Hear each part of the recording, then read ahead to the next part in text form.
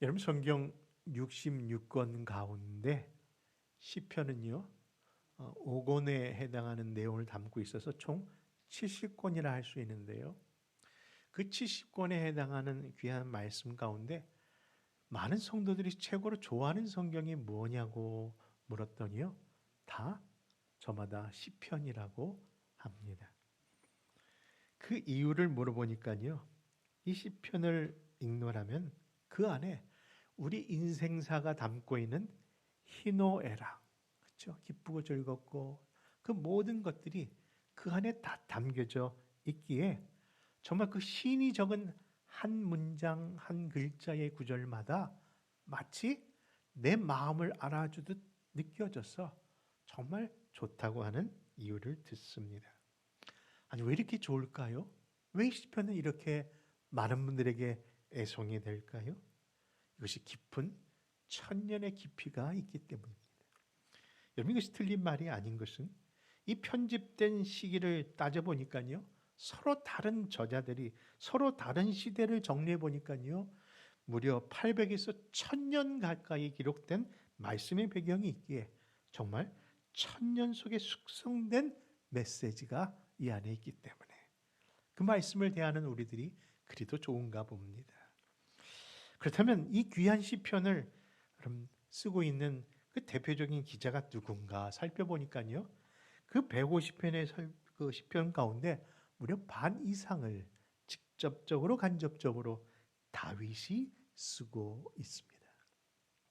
언제부터 썼냐고요? 어린 그 양을 치는 목동 때부터 즐겨했던 그 찬양이 그 안에 있습니다. 여러분 어릴 때 그래서 찬양이 참 중요한 것 같아요. 아까 우리가 불렀던 하나님은 나의 목자시니 내게 부족함이 없으리로다. 그럼 그 찬양은요 가사를 보니까 해외에서 지은 시가 아니라 우리 순수한 한국의 작사가가 저는데 제가 정확히 이름이 생각이 안 나는데 이인내인가 이의래라는 동요 작가입니다. 대표적인 작가 동요가 산 오빠 생각 고향의 봄 그 곡을 지으신 그분이 그 주님을 만난 그 기쁨 속에 있던 정말 어린아이에게 주었던 찬양이 지금도 부르면 왜 이렇게 흥이 날까? 바로 주님을 만난 깊은 관계가 찬양케 하는 내용인 것이죠. 그렇습니다. 다윗은 이렇게 어린아이처럼 그 목동 치는 순간에 하나님을 찬양했습니다. 또 골리앗을 물리치는 장수로서 담대함 속에서 또 하나님을 찬양합니다. 심지어는 이스라엘의 왕이어서 그 위험 가운데 하나님을 찬양하기도 했습니다. 그러니 다윗은요 어떤 사람인가? 목동일 수 있고요. 또 군의 장수이기도 하고 한나라의 지도자인데 그를 가장 가까이서 지켜봤던 사무엘 선지자는 다윗을 이렇게 묘사한답니다. 그 말씀이 사무엘하 23장 1절인데요. 같이 한번 찾아 읽어볼까요? 같이 읽습니다. 시작. 이는 다윗의 마지막 말이라. 이새의 아들 다윗이 말하며 높이 세워진 자 야곱의 하나님께로부터 기름 부음 받은 자 이스라엘의 노래 잘하는 자가 말하노라. 그렇죠. 다윗이라는 사람을 그 자리에 올린 사람도 사무엘인데 그 가장 가까이에서 다윗을 바라보면서 분명히 그가 장수로서의 모습도 보고 그리고 정말 하나님 앞에 왕으로서의 모습도 바라본 그인데 불구하고 사무엘이 바라본 그는 다른 사람이 아니라 하나님 앞에 노래하는 찬양자였다라고 그렇게 그를 소개하고 있는 것을 봅니다. 그런 의미에서 사랑하는 성도 여러분, 저와 여러분들도 다른 사람에 의해서 여러 가지로 불려지는 호칭이 있는데요. 집에서는 집에서는 아빠요, 부모요, 또 남편이요, 또 아내로서 불려지지만 여러분 또 회사에서나 또 직장에서는 무슨 과장님, 사장님, 뭐 이렇게 불려지지만 우리가 최고로 기뻐해야 될 그런 호칭이 있다면 우리도 다윗처럼 하나님을 찬양하는 찬양자로 불려지기를 소망합니다. 그렇게 되시기를 또 축원합니다. 왜냐고요? 사실 우리를 지으신 목적이, 저와 여러분들을 하나님께서 이 땅에 세우신 그 목적이 다른 데 있는 것이 아니라 찬송에 있기 때문에 그래요. 그 말씀을 이사야 43장 21절이 이렇게 증거하죠. 같이 한번 읽습니다. 시작. 이 백성은 내가 나를 위하여 지었나니 나를 찬송하게 함이니라. 아멘. 여러분, 우리가 어떤 존재로 지은 거라고요? 어떤 목적이 있다고요? 찬송하게 하려 합니다. 요즘 인터넷이 발전되고 온갖 음향 기기가 발전돼 보니까요, 찬송을 어디서나 들을 수 있고 너무 아름다운 찬양을 대할 수가 있어요. 그리고 또 배울 수가 있어요. 그런데 그 찬양에 이렇게 깊은 관심을 갖고 계신 분들이 많은 것은 아는데, 그래서 혹시나 해서 우리 교회 찬양대 혹시 봉사하시지 않으십니까? 라고 여쭤보면요, 저마다 하는 얘기가, 목사님 저는 찬양 너무 좋아하고 늘 찬양 속에 삽니다. 틀어놓고 있고요, 운전할 때도 그렇고 항상 일할 때나 항상 제 안에 찬양 속에 삽니다. 그런데 저는 찬양은 좋아하지만 부르는 건 별로 못합니다. 도리어 저는요, 찬양 정말 잘 즐겨 듣습니다. 여러분, 그러시군요. 찬양을 참 좋아하시는군요. 찬양을 참 많이 들으시군요. 근데 여러분, 그 이야기에 어폐가 있다는 건 아십니까? 여러분, 찬양은요, 듣는 것이 아니라 부르는 겁니다. 들을 수 있는 유일한 분은 하나님뿐이에요. 여러분, 기도를 들으시는 분 계십니까? 이 자리에서? 혹시 예배를 지금 보고 계십니까? 아니면 드리고 계십니까? 여러분, 예배는요, 방관자가 돼서는 안 돼요. 예배는요, 구경꾼이 돼서는 안 돼요. 그러면 평가자가 되고요, 잘했다 잘못했다를 판단하거든요. 예배는 받으신 분께 나를 드리는 시간입니다. 찬송이 그렇다는 거예요. 여러분, 찬송 듣는 것을 은혜로 착각하지 마십시오. 찬양은요, 우리 입술로 고백되어져야 합니다. 그래야만 찬양이 되는 거예요. 여러분, 노래와 찬양은 다른 겁니다. 하나님 우리를 듣는 자들하고 지으신 것이 아니라 찬양하는 자라고 세우신 겁니다. 잘하고 못하고는 하나님이 아십니다. 하나님이 판단하십니다. 우리는 박자가 느려서 그것이 틀려도 하나님께 드리는 그것만으로도 하나님은 기뻐하실 줄 믿는 겁니다. 여러분, 이래서 세상 노래와 찬양이 다르다는 겁니다. 그러므로 이 시편 기자처럼요, 정말 하나님의 구원을 받은 자, 하나님의 은혜를 아는 자는요, 우리의 입술로 여러분 할 수 있거든. 더 높은 소리로, 시편의 표현처럼요, 큰 소리로, 그리고 새 마음으로, 새 노래로 주님을 찬양하는 찬양자들이 다 되시기를 주의 이름으로 축원합니다. 오늘 본문으로 삼은 이 시편 107편은요, 인생의 여러 가지 고통을 이야기합니다. 근데 그 고통 가운데서도 하나님의 은혜를 깨닫고 뭐 한다고요? 감사의 찬양을 하는 찬양시예요. 여러분, 그것을 이야기하듯 첫 절에서부터 감사라는 거 선포합니다. 1절 같이 한번 읽어볼까요? 시편 107편 1절입니다. 시작. 여호와께 감사하라. 그는 선하시며 그 인자하심이 영원함이로다. 그리고 그 감사해야 할 이유가 무엇임을 2절과 3절에서 이렇게 말씀합니다. 같이 읽습니다. 시작. 여호와의 속량을 받은 자들은 이같이 말할지어다. 여호와께서 대적의 손에서 그들을 속량하사 동서남북 각 지방으로부터 모으셨도다. 여러분, 속량이라는 단어가 나오는데, 속량이라는 단어의 다른 단어를 제시해 드린다면 바로 그것은 구원, 구속이라는 뜻입니다. 이는 분명 이스라엘 역사 속에서 하나님이 창조주 하나님만이 아니라 이 시편의 기자는 자신이 고백하는 그 하나님을 어떤 분이라고요? 구원자이심을 노래하고 있는 겁니다. 그 이유는 뭘까요? 그들이 갖고 있는 역사 속에 하나님은요, 말 그대로 구원자셨습니다. 430년이라고 하는 애굽의 종살이에서 그를 불러내신 구원자셨고요. 70년간은 바벨론 포로 생활 속에서 그 백성을 다시 예루살렘으로 인도하신 그분이 바로 그들에겐 구원자이셨기 때문입니다. 이처럼 속박의 자리에서 자유를 얻은 기쁨은 이루 말할 수 없는 것이죠. 그래서 그런가요? 어제도 7월 4일 독립기념일을 맞이해서 최고의 그 감사가 왜 이렇게도 폭죽 속에서 계속 울려대는지, 새벽까지 잠을 못 잔 그 모습이 지금 여러분들이 제 눈에 보이는 모습 속에서 드러나는 것 같습니다. 여러분, 그렇습니다. 분명히 속박에서 자유는요, 그런 기쁨을 표현할 수밖에 없겠죠.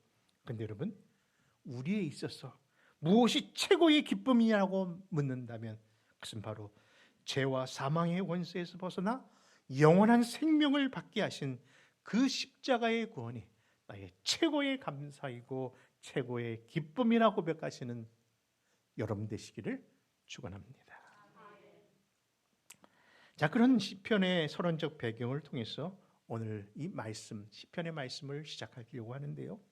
여러분, 시편이 이미 5권의 책이라고 말씀드렸습니다. 그래서 이 5번째 권에 해당하는 그 말씀이 이 107편부터 시작입니다. 그래서 여러분들 갖고 계신 성경책 맨 위에 보면요, 제5권하고 시편이 있는 것이죠. 이 5권에 해당하는 이 첫 번의 말씀을 통해서 시편이 좋다라는 시리즈로 또 한 달간 같이 한번 말씀을 나누려고 합니다. 그래서 오늘은 그 첫 번째 시간으로 여호와께 감사하라는 제목으로 교훈을 삼고자 합니다. 첫째, 어떤 상황 속에서도 사랑하는 성도 여러분, 감사하는 여러분 되시기를 축원합니다. 오늘 본문 4절과 7절을 같이 읽습니다. 시작. 그들이 광야 사막길에서 방황하며 거주할 성읍을 찾지 못하고 줄이고 목이 말라 그들의 영혼이 그들 안에서 피곤하였도다. 이에 그들이 근심 중에 여호와께 부르짖으매 그들의 고통에서 건지시고 또 바른 길로 인도하사 거주할 성읍에 이르게 하셨도다. 여러분, 시편 107편 1절부터 43절까지 긴 절수로 되어 있습니다만은 그 내용을 구성해 보는 것을 살펴보면요, 4단락으로 되어 있습니다. 근데 4단락이 4번의 고난과 고통 속의 상황 속에 이루어지는 그런 모습입니다. 첫 번째 고난은요, 이미 읽으신 4, 5절에서 보듯이 광야에서 방황하는 고통을 이야기합니다. 그리고 두 번째 고난은요, 10절에 나오는데 흑암과 사망의 그늘에 갇힌 자의 그가 겪는 그런 고통을 얘기합니다. 17절에는요, 원치 않은 질병의 고통을 이야기하고요. 마지막 23절에서는 바다에서 불어오는 광풍의 고난을 이야기합니다. 이와 같이 4가지 고난이 나오는데 그 앞절에 표현된 동서남북, 그 동서남북이 바로 그 의미를 표현하듯이 인간이 겪는 4가지 주된 그 고난의 대표성을 이야기하는 것 같습니다. 그렇죠. 삶의 광야 같은 고통, 그런 흑암과 같은 그 외로움의 고통, 질병에 대한 고통, 그리고 바다에서 불어오는 광풍의 두려움 같은 고통, 이 모든 것이 인간 사회에 겪게 되는 그런 고통을 이야기하는 것이겠죠. 근데 이 말씀의 포인트는 우리가 어떤 고통 가운데 있느냐가 아니라 그런 다양한 고통 가운데서 이 시인이 아주 동일한 한 구절을 통해서 그 신앙을 이렇게 고백하고 있다는 겁니다. 그 고백이 뭐냐고요? 15절에서 21절에서 31절에서 계속해서 반복하고 있는 여호와의 인자하심과 인생에 행하신 기적으로 말미암아 그를 찬송하겠다고 하는 고백입니다. 여러분, 이런 다양한 그 고통 가운데 그의 고백은 늘 하나였습니다. 어떤 하나님? 바로 우리와 함께 하실 그 하나님이 참으로 인자하시다. 헤세드의 하나님, 사랑의 하나님인 것을 깨닫고 그 하나님에 대한 감사의 고백이 삶의 기적을 만들어 내었다는 거예요. 여러분, 참 신기하죠. 이 시는 무슨 시라고 분류상으로 본다면요, 탄식시 혹은 비탄시라고 합니다. 왜냐면 고통 가운데 있으니까. 근데 이 찬송 속의 시편 속에서는 그것을 비탄시라고 표현하지 않고 감사시, 찬양시라고 부르는 거예요. 여러분, 우리에게 닥친 고난 감사하면요, 그런 변화의 기적이 일어날 줄 믿습니다. 그렇습니다. 그래서 저도요, 동서남북 어디에도 피할 길이 없는 광야 같은 순간을 겪을 때마다 항상 먼저 붙들어 할 것을 찾습니다. 그게 뭐냐면 하나님 말씀이에요. 여러분, 예전에는요, 그냥 하나님 기도하면 다 응답해 주시는데 어느 순간에 하나님 우리를 훈련시키고 성숙하게 하셨는지 그냥 기도해서는 이게 응답이 잘 안 오더라고요. 그리고 그것이 경험이 되지 않은데 항상 무슨 기도를 할 때마다, 기도를 시킬 때마다 먼저 그 기도에 합당한, 그 기도가 합당한 뜻이 되도록 하나님의 말씀을 매치하는 일을 자꾸 주세요. 그래서 어떤 일 당하면 말씀이 먼저 떠오르게 하셔서 그 말씀을 붙잡고 기도하는 자로 만드시는 거예요. 그래서 그 응답이 그냥 시간이 지나서 자동 해결된 문제가 아니라 하나님의 말씀에 대한 성취라는 것을 깨닫게 하기 위하여 기도 제목과 함께 말씀의 그 구절들을 접붙여 주세요. 근데 그것이 신앙의 특별한 비결, 승리의 비결이더라고요. 특별히 광야 같은 그 이렇게 나 홀로 서 있다 생각하는 그 우리 영화에서 봤던 그 광야의 노래처럼요, 찬양처럼 정말 그런 외로움 속에 있을 때, 아니 하나님 왜 나에게 이런 고통이 있습니까? 이 시편의 기자처럼 흑암 속에 갇힌 고통, 광야와 같은 방황의 고통, 질병 같은 그 악재, 그리고 바다에 불어오는 두려움이 있을 때에 하나님 이것을 단지 나를 벗어나게 해주소가 아니라 이 순간 하나님의 말씀을 주소서라고 품으니까요, 항상 떠오르는 구절이 있더라고요. 저는 그것을 로마서로 늘 봤습니다. 로마서 8장 28절에 보니까 우리가 알거니와 하나님을 사랑한 자 곧 그의 뜻대로 부르심을 받은 자들에게는 모든 것이, 그렇죠? 그 모든 것에 내가 당하는 그 고통까지, 내가 당하는 그 일까지 다 합력해서 가장 선한 것으로 주시겠다는 약속이 내 마음에 심어지는 순간 걱정이 사라지고, 여러분 불안이 사라지고 마음의 평안을 주시더라고요. 로마서 8장 18절도 생각났었습니다. 생각건대 현재의 고난은 장차 우리에게 나타날 영광과, 그렇죠, 예전 성경에는 좋게 비교했었다. 여러분 그 말씀이 정말 내 발의 힘이요 길이 되시더라고요. 여러분 이스라엘 목동 체험을 하신 목사님이요, 양의 양들과 함께 생활하고 목자들과 하는데 가장 힘든 기억이 뭐냐고 물어봤더니요, 자기가 기억하는 한순간이 있었는데 그것은 바로 양의 뿌리를 자르는 시간이었대요. 그 무딘 칼로 그 양의 그 뿔을 이렇게 잘라줘야 되는데 그 시간이 그냥 단숨에 잘라지는 게 아니기 때문에 너무 고통스러운데 그것을 자르는 목자도 힘들고 양은 그냥 소리를 지면서 괴롭다고 그것을 잡아줘야 되는 옆 사람도 힘들고 정말 사투를 벌인답니다. 그것이 몇 시간씩 지날 때마다 그냥 혼비백산하여 막 괴로워한다는 거예요.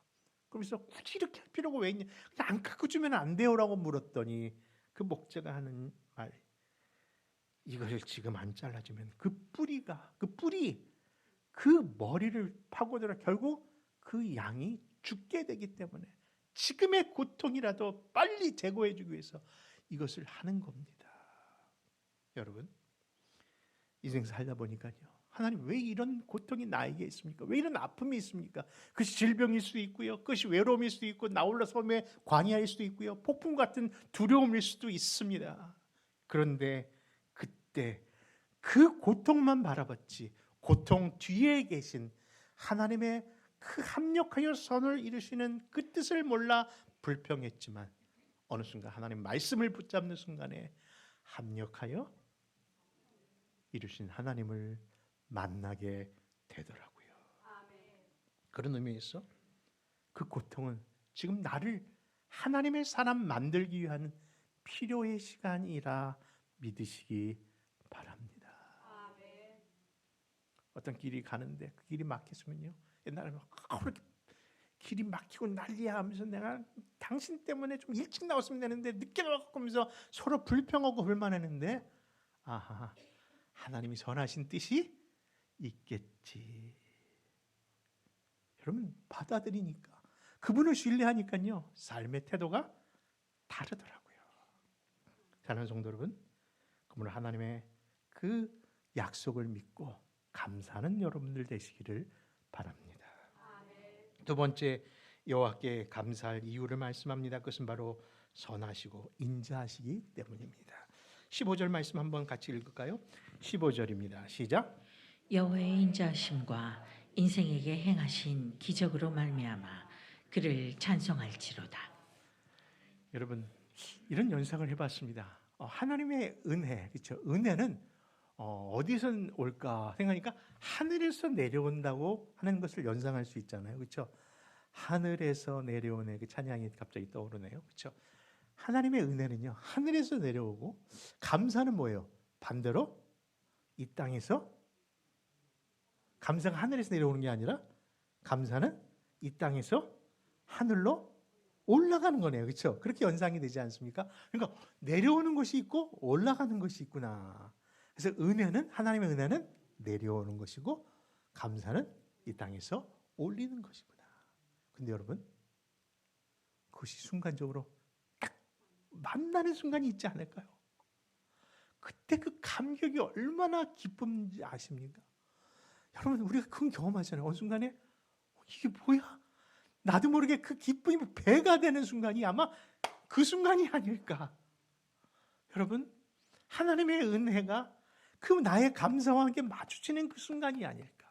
그래서 그런가요? 칼발트라는 신학자가 이런 표현을 합니다. 은혜와 감사는 하늘과 땅처럼 언제나 한 쌍을 이루는 길동무다. 그게 어릴 때는 무슨 뜻인지 몰랐는데 그게 그런 의미구나 하는 생각을 해보았습니다. 여러분 그렇습니다. 은혜라는 것은요 항상 매치가 되는 단어가 있는데 감사와 함께 이어집니다. 근데 그 은혜는 감사할 때 또 다른 은혜가 이루어진다는 거예요. 여러분 그러니까 그 은혜 받은 것 반드시 감사하십시오. 그 은혜에 감사하십시오. 하루하루의 삶에 감사하십시오. 또 다른 내일을 주십니다. 여러분 신기하죠? 와, 여러분 번개가 치면요 반드시 그 다음에 뭐가 따라와요? 그렇죠? 천둥이 따라오죠, 그렇죠? 네, 천둥이 먼저예요? 번개가 먼저예요? 네, 여러분 이 서로 매치라는 거예요. 여러분 우리 안에 번개가 있든 천둥이 그 다음에 뭐가 온다? 여러분 바로 그 다음에 약속이 따라온다. 그렇습니다. 그런 의미에서 우리 한번 오래간만에 우리 어릴 때 예전 교회에서는 그거 했지 않습니까? 예배 시작 전에 교동문을 낭송하면서 먼저 사회자가 선창을 하면 따라 듣는 교동문이 있었는데 그것을 한번 해볼까요? 제가 만약에 먼저 여러분들에게 여호와께 감사하라고 선창을 하면요 여러분들은 그 인자하심 오늘 말씀처럼 영원함이로다. 그 인자하심이 영원함이로다. 우리가 두 번만 반복해 봅시다. 여러분들 진짜 그 말씀 감사와 은혜가 따라 쫓아온다는 것을 생각하시면서 여러분께 삼으시기를 바랍니다.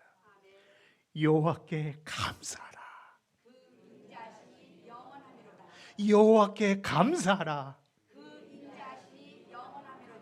아멘.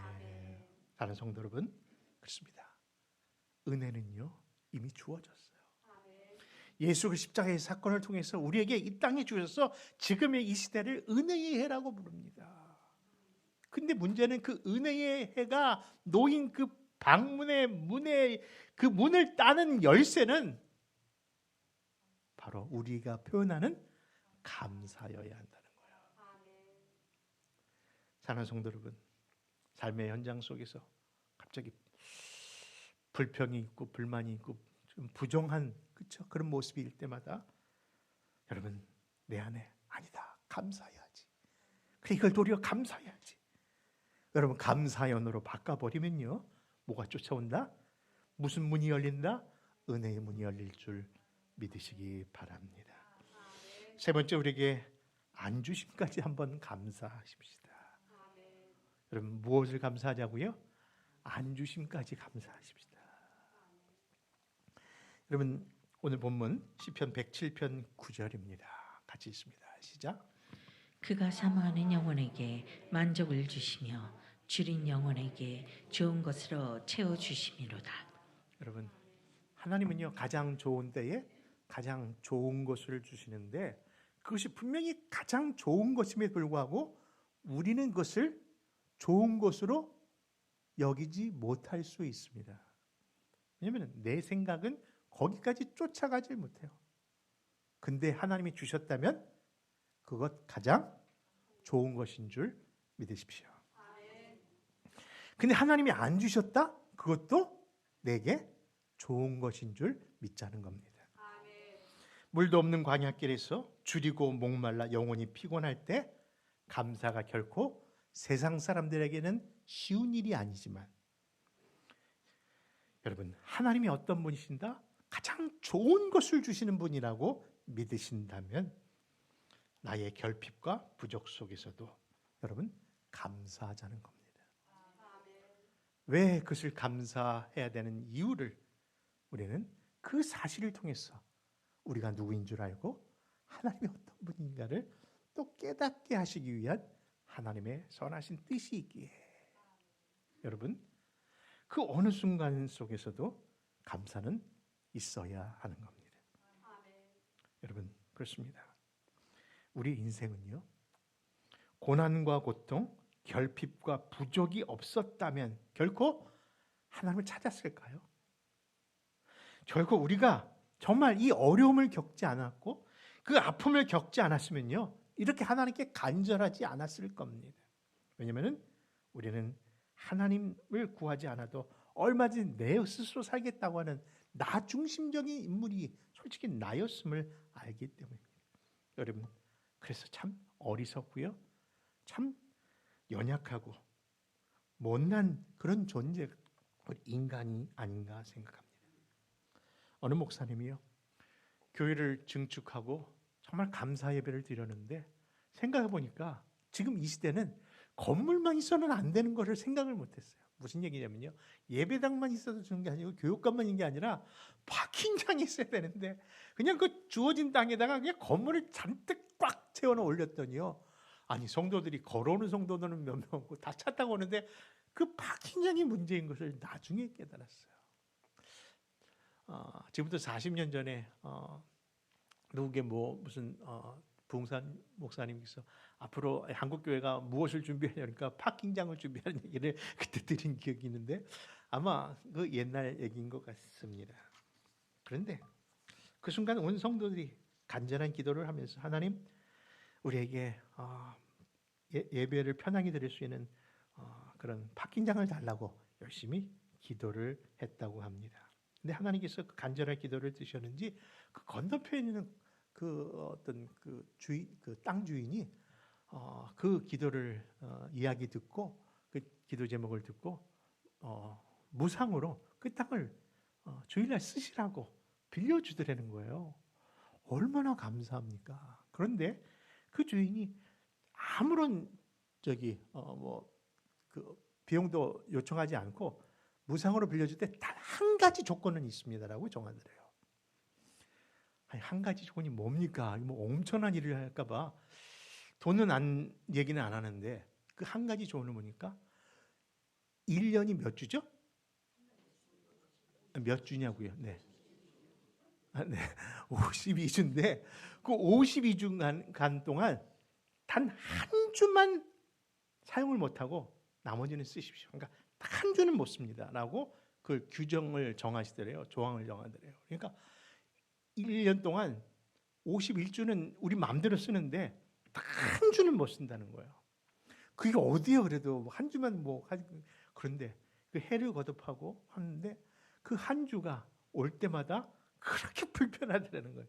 막 전쟁이 나고 막 난리가 나니까 그 교회 사람들이 그 땅 주인을 찾아가서 이왕 우리에게 그렇게 선처를 해줄 바야 그 한 주도 그냥 사용할 수 있게 해주시면 안 됩니까? 라고 아주 간절히 부탁을 한번 해야겠다고 찾아갔답니다. 근데 그 땅 주인이 네 라고 할 줄 알았더니 no, 안 됩니다.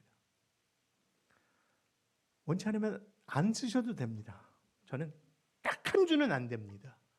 도대체 그 한 주가 왜 이렇게 중요하냐고. 한 주 주시면 안 되냐고. 그냥 돈을 더 드릴 테니까 하면 안 되냐고. 안 된다는 거예요. 왜 안 됩니까? 라고 물었더니 그 주인이 하는 말.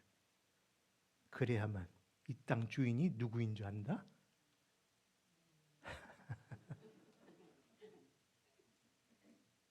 여러분, 이 하나님의 음성이 아닌가 생각합니다. 여러분, 에덴 동산에 하나님 우리를 위하여 다 주셨어요.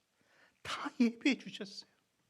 그런데 그 백성에게, 그 하나님의 인류의 조상에게 단 하나만 하지 말라고 그렇게 정하셨어요. 그런데 인간은 그 단 한 가지를 순종하지 않아요. 하나님 왜 선악과 만들어갖고 우리를 이렇게 힘들게 합니까? 말하기 전에 하나님 뭐예요? 난 너에게 딱 한 가지, 그 한 가지가 뭐냐면은 그 한 가지가 내가 누구인지, 너가 어떤 존재인지를 알게 하는 틀이 되기 때문이다. 여러분, 그것이 우리에게 모든 나날을 주셨지만 일주일에 하루만은 무슨 날로 지켜라? 그 주일로 지키는 이유가 거기에 있는 것이고요. 하나님 모든 물질을 다 주셨지만 그 물질 가운데 10의 하나만은 하나님께 드려야 된다는 그 약속을 주신 이유도 그 일을 통해서 하나님이 돈을 받기 위함이 아니라 너가 누구고 내가 누구인지를 알게 하시기 위한 하나님의 자명종이요, 하나님의 부르심의 뜻 안에 있는 음성이라는 겁니다. 사랑하는 성도 여러분, 내게 결핍이 있고 내게 고난이 있고 내게 고통이 있고 어려움이 있는 것은요, 불행에 대한 내용이 아니라 바로 하나님이 누구시고 내가 어떤 자세로 섬겨야 하는을 나타내는 하나님의 음성인 줄 믿으시기 바랍니다. 그 사실을 깨달았던 하박국 선지자가 하나님의 크신 은혜를 깨닫고 그가 이렇게 주님을 다시금 노래합니다. 한번 하박국서 3장 17절과 18절 말씀으로 말씀을 정리합니다. 시작. 비록 무화과 나무가 무성하지 못하며 포도나무에 열매가 없으며 감람나무에 수출이 없으며 밭에 먹을 것이 없으며 우리의 양이 없으며 외양간에 소가 없을지라도 나는 여호와로 말미암아 즐거워하며 나의 구원의 하나님으로 말미암아 기뻐하리로다. 여러분, 세 번째 교훈이 뭐라고요? 안 주셔도, 안 들어주셔도, 부족해도 감사. 그러므로 어떤 상황 속에서도 하나님께 감사함으로 주님만을 온전히 섬기는 우리 교회와 우리 성도들 되시기를 주님의 이름으로 축원합니다.